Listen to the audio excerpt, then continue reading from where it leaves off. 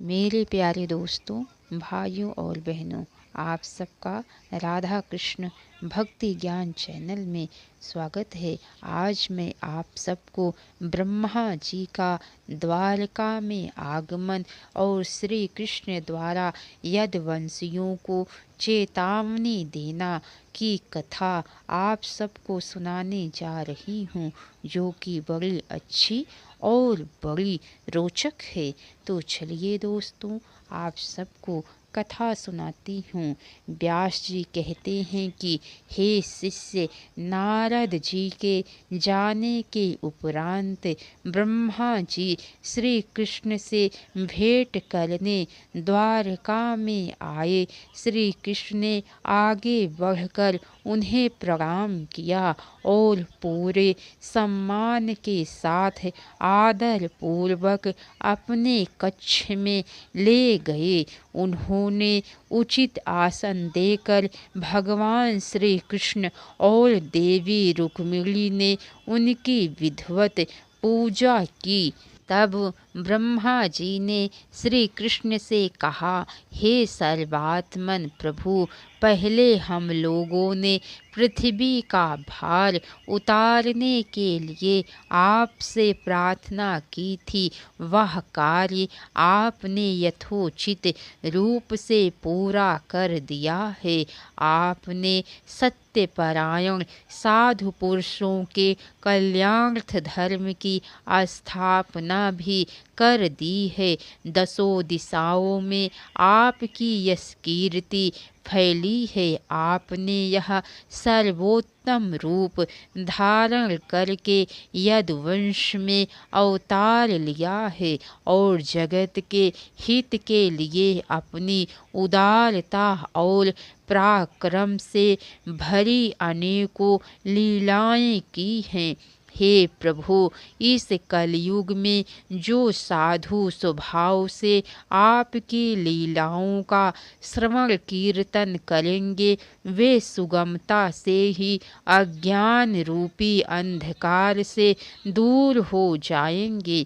हे प्रभु, आपको यदुवंश में अवतार लिए 125 वर्ष बीत गए हैं। अब इस संसार में कोई ऐसा कार्य शेष नहीं है जिसे पूर्ण करने के लिए आपको यहाँ रहने की आवश्यकता हो। ब्राह्मणों के शाप देने से आपका यह कुल भी नष्ट प्राय है। इसीलिए हे वैकुंठनाथ, यदि आप उचित समझे तो अपने परम धाम को पधारिए और अपने लोकपालों तथा हमारे लोकों का पालन पोषण कीजिए। ब्रह्मा जी की बात सुनकर श्री कृष्ण ने मुस्कुराते हुए कहा, हे सृष्टि नियामक ब्रह्मा जी, आप जैसा कहते हैं मैं पहले ही उसका निश्चय कर चुका हूँ, परंतु अभी भी मेरा एक कार्य यहाँ शेष है। यदुवंशी अपने बल, विक्रम, वीरता, शूरता और धन संपत्ति के मोह में पड़कर उन्मत्त हो रहे हैं। उन्हें नष्ट किए बिना ही यदि मैं वापस लौट गया तो ये सभी अपनी मर्यादा का उल्लंघन करके सारे लोगों का संहार कर डालेंगे। इस वंश का नाश होते ही मैं आपके धाम में होकर ही अपने धाम को जाऊंगा। श्री कृष्ण के कथन को सुनकर ब्रह्मा जी अपने धाम को चले गए। उनके जाते ही द्वारकापुरी में बड़े बड़े अपशकुन और उत्पात होने लगे। उन्हें देखकर यदुवंश के बड़े बूढ़े भगवान श्री कृष्ण के पास आए। उन उत्पातों के बारे में बड़े बूढ़ों से सुनकर श्री कृष्ण ने उनसे कहा, हे गुरुजन, मैं जानता हूँ क्योंकि आजकल द्वारका में जिधर देखिए उधर ही बड़े बड़े उत्पात हो रहे हैं। ब्राह्मणों ने भी हमारे वंश को शाप दिया हुआ है। मेरा विचार है कि यदि हम लोग अपने प्राणों की रक्षा चाहते हैं तो हमें यहाँ नहीं रहना चाहिए, क्योंकि ना हम आज ही परम पवित्र प्रभास क्षेत्र के लिए निकल पड़े।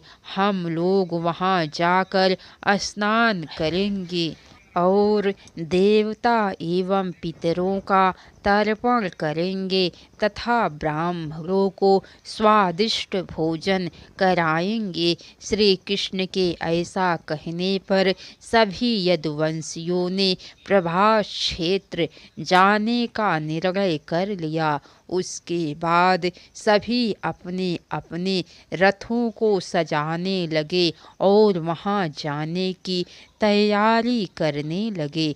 जब सभी यादव प्रभास क्षेत्र जाने की तैयारी करने लगे तब उद्धव भगवान श्री कृष्ण के पास पहुँचे और हाथ जोड़कर बोले, हे योगेश्वर, आपकी लीलाओं के श्रवण कीर्तन से जीव पवित्र हो जाते हैं। आप सर्वशक्तिमान परमेश्वर हैं।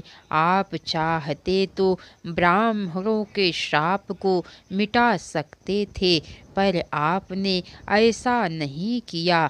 इससे मैं समझ गया हूँ कि आप यदुवंश का संहार करके निश्चय ही इस लोक से जाने का मन बना चुके हैं। परंतु हे श्याम सुंदर, मैं एक पल के लिए भी आपके चरण कमलों के त्याग की बात नहीं सोच सकता। हे मेरे जीवन सर्वस्व, मेरे स्वामी, आप मुझे भी अपने साथ अपने धाम ले चलिए। हम आपके प्रेमी हैं, भक्त हैं। हम आपका साथ कैसे छोड़ सकते हैं। उद्धव की प्रेम भरी वाणी को सुनकर श्री कृष्ण ने उनसे कहा, हे प्रिय उद्धव जी, तुमने मुझसे जो कहा है मैं भी वही करना चाहता हूँ। यहाँ मुझे जो कार्य करना था उसे मैं कर चुका हूँ। आज के 7वें दिन यह द्वारका समुद्र में समा जाएगी और कुछ समय बाद मैं भी इस मृत्यु लोक का त्याग कर दूंगा। तुम भी अब मेरे परम धाम को जाने की तैयारी करो। यह मनुष्य अपने हित और अहित का निर्णय करने में समर्थ है। धीर पुरुष अपने इंद्रिय निग्रह और मन को वश में करके आत्म तत्व को पहचान लेते हैं। धीर पुरुषों के लिए परमात्मा का धाम सदैव खुला रहता है। सत्संगति से सांसारिक असंगतियाँ और आसक्तियाँ नष्ट हो जाती हैं।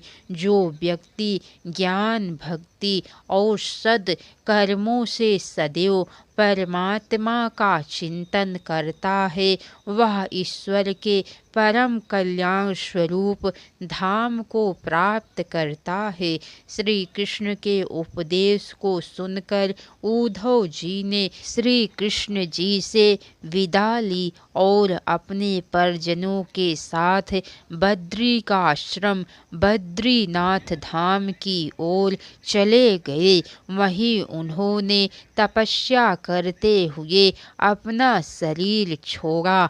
यदुवंश का संहार गांधारी और ऋषियों के शाप के पूर्ण होने के समय आ गया था। यदुवंशी प्रभास क्षेत्र में पहुंचकर विभिन्न अनुष्ठानों में लगकर अपना समय बिताने लगे। साथ ही मैरेयक नामक मदिरा का भी वे छक कर पान करने लगे। इससे उनकी बुद्धि भ्रष्ट हो गई।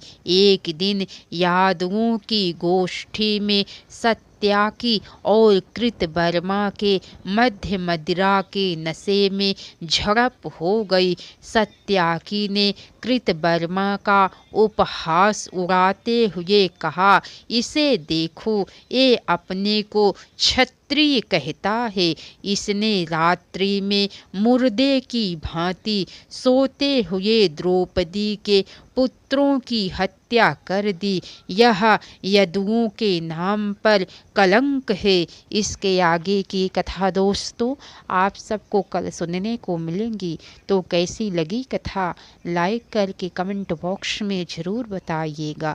अगर हो सके तो एक बार शेयर भी ज़रूर कीजिएगा। तो बोलिए भगवान श्री कृष्ण की जय। राधे राधे दोस्तों। हर हर महादेव।